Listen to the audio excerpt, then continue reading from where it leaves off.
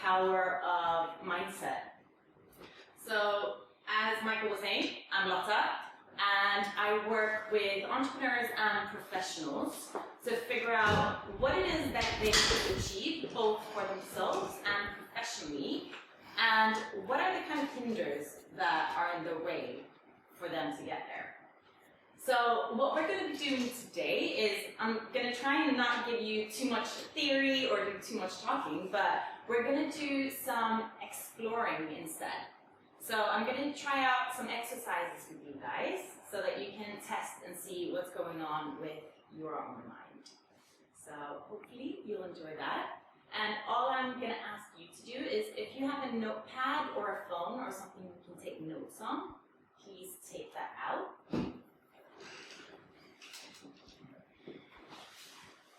And another request is, please just be curious. Cool? Sweet. Awesome. So the first question I really want to know is, who in here has overcome something they found difficult? Yeah. Awesome. Cool. We all have. So that is just the first sign that we are resilient. We're able to overcome things and we're able to tweak our mindset. So when it comes to me, I used to have a big fear of public speaking. It would start from the second I heard that there was a speaking opportunity, and I'd go, no, let's shy away from that. And when I realized that I actually needed to do it, it started with these kind of fluttering feelings that turned into nerves. The closer I got to the date, the stronger those feelings got. When I was before I was actually speaking, my mind would start spinning, my heart would start pounding, my hands would start shaking, all of that. And the constant thing that was going through my head was, I don't want to do this, I don't want to be here, I hate public speaking, oh my god, this is horrible. When I was actually standing in front of people, that changed. Not to the better, unfortunately, that changed to the worse. So when I was standing in front of people, I didn't even notice who was around me. All that was going on in my head was, oh my god, I'm gonna die. Everyone's gonna see my failure, everyone's gonna know I'm a big fraud, my parents are gonna disown me, and yeah, my life is over basically. So all insanely dramatic. So why am I telling you this story? Because yay, I can stand here today.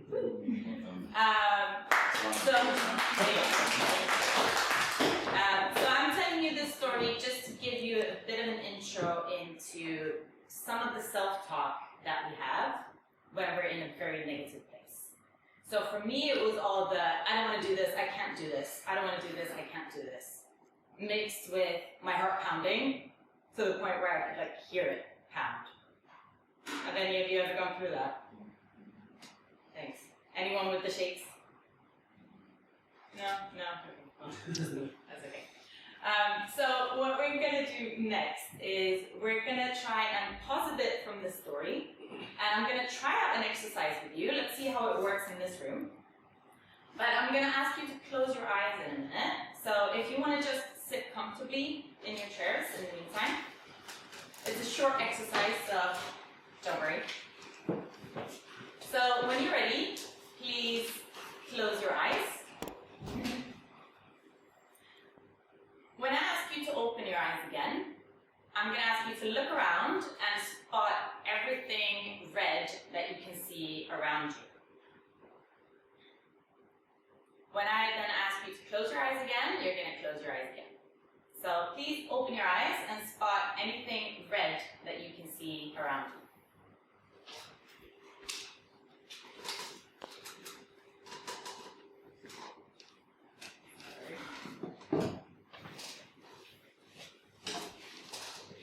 Cool, and when you're ready, you can close your eyes again.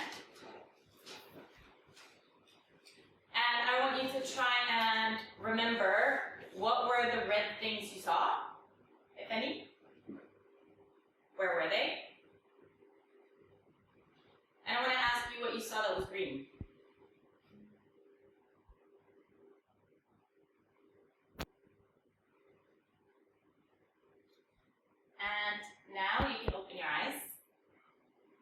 please have a look around just to see what you notice now that you might not have noticed before.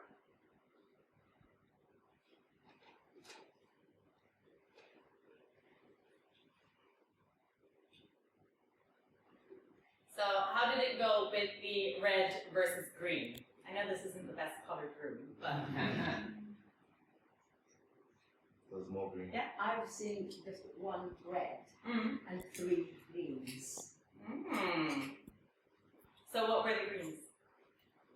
1 yellow green, 2, and that one. Blue green. The way I look at them, they're blue green. Yeah. And that's yellow green. Yeah. I saw red on the YouTube thing. And how did it go with the green? There is yellow. Just part of the chair. Yeah. When you said red, I didn't really see too much. I did see that red line over there. Didn't have your lipstick as well. I saw this lady's bag, and it was slightly red, so I was like, okay, cool, that counts. I've got a red thing there. Yeah. And then you said about green, and then I looked around again. I didn't realise the whole background of what's on the red was all green. So you realise that after to look at it, Yeah. Spotted the red phone case and just the green chairs. So the reason why I wanted to try out this exercise with you is to show what happens when you focus your mind on a task. When you focus your mind on the task of finding something red, it tends to go for, okay, something red. Sure, in this room, there's a lot of green chairs around. But in general, just like you were mentioning about the bag, when our mind is given a task to find red, it goes to red and it misses out what's around it. So the reason why I use this experiment is because it ties quite well into my story about public speaking. So my focus, like I mentioned before, was on fear and nerves, and oh my god, this is horrible. That was the only story that I saw. That was the only perception that I had about that situation. So our brains are kind of designed to filter out anything that's unnecessary. Anything that's unnecessary, because otherwise it's just going to be a big overload for us. We're not able to take in all the sights and sounds and all the impressions all at once. So our brain tries to help us with that because it wants what's best for us. It wants us to be able to achieve that task. So obviously shifting out our focus and being able to look around when we don't necessarily have a task at hand means that we're going to be able to see a lot of different colors. And this is also what happened for me in my experience. So when I started looking a bit more at my own behavior and how I was acting and reacting in certain situations, I started realizing that yes, I have the shakes and I have the pounding heart when I get nervous, and I also have that when I'm really excited. I also have that when I drink loads of coffee. I also have that if I kill myself in the gym. So that doesn't mean I wasn't nervous. I was definitely nervous. It just means that that wasn't all that was there. So when I started opening myself up to actually, maybe I can try and recreate this story. And if I was to recreate the story, what would I be telling myself instead? What would I be telling myself about a situation where I'm able to be in front of people and share an experience, or try and get them to realize something about themselves? So that completely shifted the perspective for me. Sorry, getting behind here. So what I focus on now and the story that I tell myself is completely different. So now I'm excited about speaking to people. I'm less focused on, oh my god, what am I doing wrong? Because that's really irrelevant. What is important is that I'm able to speak to people, I'm able to get out there, and I'm able to improve and figure out, what do people like me talking about? Or not? So when it comes to mindset, I'm sure a lot of you have heard of growth and fixed mindset. So there's a famous researcher called Carol Dweck who's done research proving that our mindset, that we're able to grow our capabilities, and we're able to change how much we know and how much we're able to do. So when it comes to growth mindset, it's based on the belief that we're able to learn new things. So that means that if we are interested in having a creative approach, if we're interested in innovating and coming up with new ideas, if we're interested in connecting with people, this is the space for it. So this is who we are when we feel a sense of fulfillment, when we feel a sense of purpose, and when we're able to grow and be more. And then, fixed mindset. So fixed mindset is very similar to my story earlier. When we're quite fixed, we don't believe that we can change, we don't believe that we can do certain things. So it's the belief that actually what I'm born with or how I am, that's just how I am. I don't know how to do this, or I'm not good at maths, so I'm not going to try because it's not my thing. So when it comes to growth or fixed mindset, there isn't necessarily a person that has one or the other. We all have both. So it's a spectrum that goes in between, and we all shift back and forth. So growth mindset, I can feel like, oh my God, I'm in such a growth mindset today. I'm feeling awesome and great. And then it's 38 degrees and I get on the tube and someone pushes me. And I just go, ugh. Life's horrible, everything's horrible, people always do this. It's just London, it's just a tube, ugh. And it shifts me into a fixed kind of mindset where I get more defensive and I'm less open and friendly to those around me. So what I would like to explore with you in a little bit is the difference between the two for you. So starting off, I don't know if any of you have heard of saboteurs or gremlins before. So in coaching, we use the concept of saboteurs or gremlins as those pesky voices in our heads. So it's that negative self-talk that tends to go on repeat for a lot of us in certain situations. And when it comes to our saboteur voices, I don't know if you can see there's a couple of good books down here. So Positive Intelligence and Taming Your Gremlin is really good if you want to know a bit more about it afterwards. But there's a lot of different ways to classify all of these pesky voices. So the judging one, for example, is when we think that I'm not enough in whatever way. So I'm not rich enough to do this, I'm not smart enough to do this, I'm not tall enough to do this, I'm not skinny enough to do this. All of these excuses that we make up in our heads to try and torture ourselves. And we also make these judgments about other people. They're not going to do it, they're too stupid. We have some of the doubting voices. Ooh, I could never do that. Or, they'll never get it. And there's also one of my favorites, the victim. This always happens to me. It's always so hot on the tube. Ugh. Everyone's always working against me. So victimizing yourself as a way of, same as the other ones, protecting yourself from trying something new or doing something new or being something new. So what we're going to do now is a bit of an exercise to figure out what are the saboteur voices that run around in your head. So how we're going to do that is I'm going to ask you to sit back and relax a little bit. You don't have to close your eyes if you don't want to, but you're more than welcome to. And we're going to be thinking about a situation either where you felt nervous, where you felt angry, where you felt annoyed, where you felt frustrated. And we're going to be thinking about that experience and try and pick out some of the self-talk from there. Cool. And if anyone has any questions throughout, feel free to just raise your hand. So starting out, I want you to try and note down to yourself, what was it that happened in that instant? So where were you? Is it that you went in to do a pitch somewhere and someone told you your deck sucks? Is it that you went for a family dinner and someone kept telling you, eat more, eat more, eat more, and in the end you went, I don't want to eat more. So what are those situations where you felt triggered and the negative self-talk started, either about yourself or about someone else, or both? So if you want to note down with as much detail as possible, what was it that happened? Who was around you? And where were you?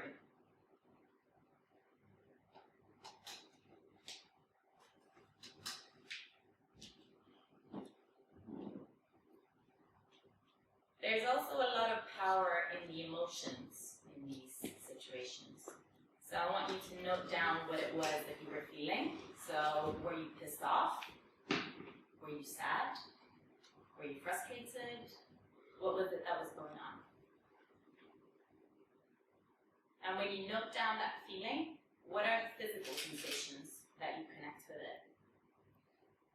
So if you're angry, is that a kind of fireball in your stomach? Is it that you're clenching your fists? What is it that's going on?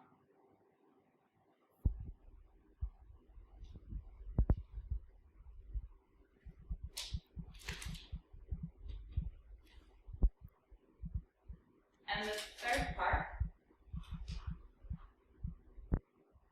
is noting down what was the self-talk. So this is the most important part of the exercise.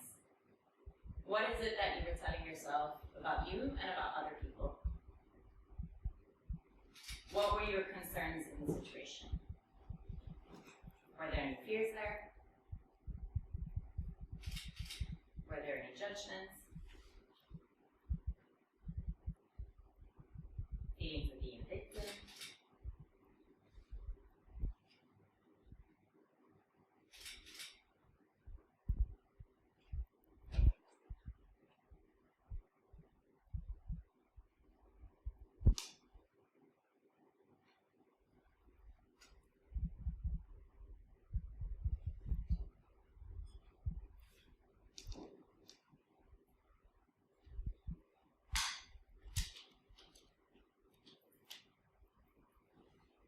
So you want to need a bit more time? You okay? Here we go. Cool. So the next part that I want to do with you is to try and shift you into a more growth state.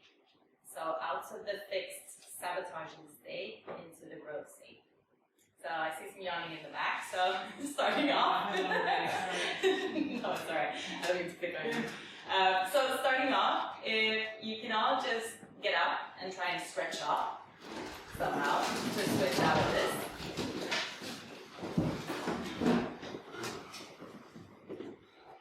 Cool. Woo! And you can do the happy shakes if you want. So the nervous shakes. Awesome. And then I'm going to invite you to sit back down and close your eyes when you're ready.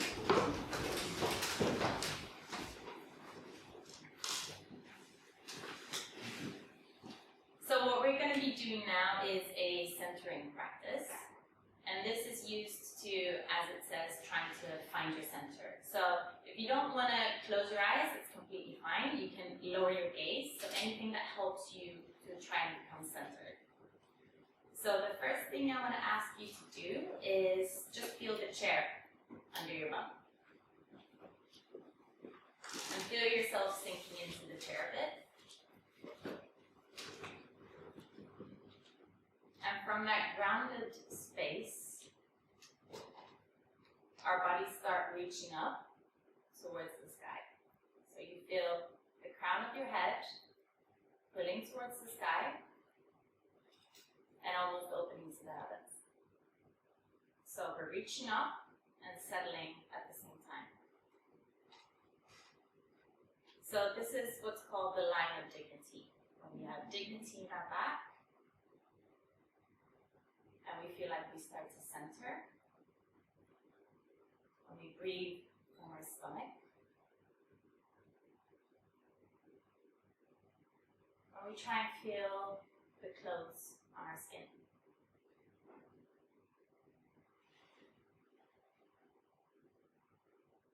Maybe you can notice the feeling of your trousers or your skirt. how your top feels against the skin. And we're going to move towards our back.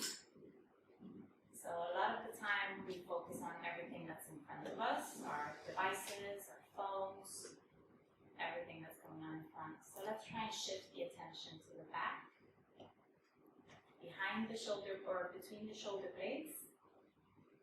Maybe you can feel a sensation in your lower back. Maybe you can feel the back of your legs. And when we focus on our back, we also focus on our backing. And by that I mean the people that have your back. The people that have come before you. This can be your ancestors, it can be your family members, it can be your friends that have your back, it can be your teachers. And we also focus on the accomplishments that we've made. All the experiences that we have that form our backing. The knowledge we have and what we've been through. And we try and let those experiences shine out through the front of our chest. So when you're focusing on all the things that you've achieved, anything is possible going forward.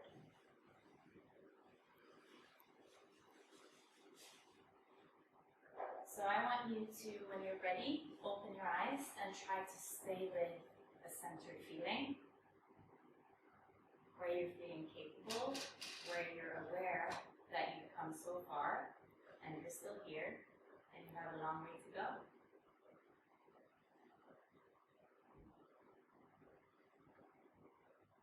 And when you're ready, I want you to look at what you wrote down before.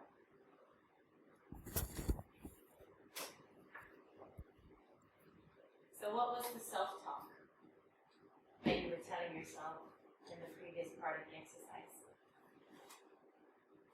And choose one or two of those statements to respond to now. So I want you to look at the statement and ask yourself, is it true? If it's true, is it always true? Has it ever not been true? If it's a tricky one. And I want you to think how that statement has served you and what it is that could serve you better.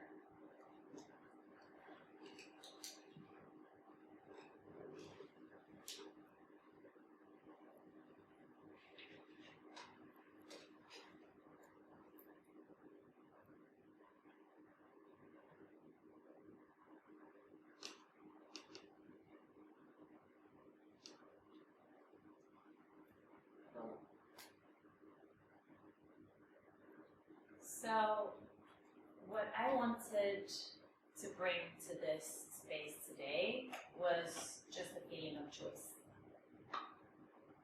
A bit of awareness of the parts that make up what we're going through in our heads and how to navigate that, and that there are a lot of ways to navigate that. But when it comes down to it, that, yeah, it's your choice. So after today, I hope that this has spurred maybe a little bit of curiosity around how could I learn more about my mind? How could I observe my mind a bit more? And what are the choices that I have to make? So ways of dealing with the negative self-talk are similar to the exercise that we did now. Mindfulness and meditation, both to shift away from the negative patterns and ground us in the moment. But it also helps us to observe what it is that's going on in our mind. And to make us realize that actually that's a perception, it's not me. And when it comes to the tricky ones, writing it down always makes it a lot clearer what's complete drama and what's actually realistic. I mean, I've been standing here for a while now and my family hasn't disowned me yet, so clearly there wasn't much in that. Maybe I can win an Oscar for it though. But yeah, so I'd love to hear if there's anything that you feel you can take away from this, if you have any thoughts or questions. And thank you.